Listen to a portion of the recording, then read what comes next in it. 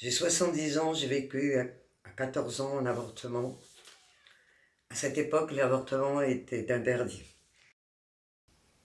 J'étais jeune et ce n'était pas quelque chose que j'avais prévu et quelque chose que je souhaitais.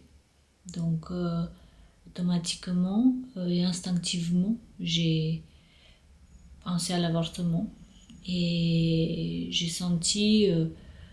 en fait, je me suis même pas posé la question si légalement je pouvais le faire. Je pensais que c'était un dû, en fait, que c'était un choix qui m'appartenait.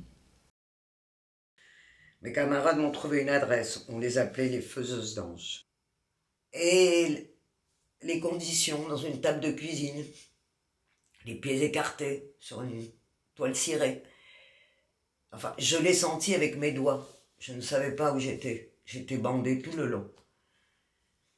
Et puis, j'ai crié, j'ai eu mal. Dès les premiers mois, là, la violence vraiment physique commence. Et là, en fait, à la première gifle, je me suis dit, je ne peux pas rester avec quelqu'un de violent alors que j'ai un bébé dans les bras. La violence psychique, j'arrivais toujours à me dire, c'est pas grave, ou voilà, je vais aller au-delà de ça. Par contre, la violence physique, c'était autre chose. Voilà, la police, j'appelais, à force d'appeler, ils ne me croyaient plus. Ça, c'était aussi très compliqué. Et après, la dame, c'était donc ce qu'on appelait une faiseuse d'anges.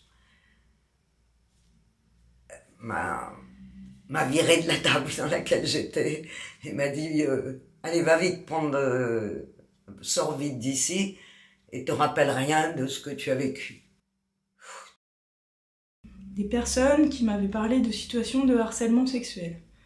Et c'est quelque chose qui m'a beaucoup touchée parce que je pensais que c'était quelque chose qui était ancien, qui était derrière nous. Je suis une militante pour les libertés, les droits, et les droits, nous, comme femmes, de pouvoir disposer de notre corps comme bon nous semble.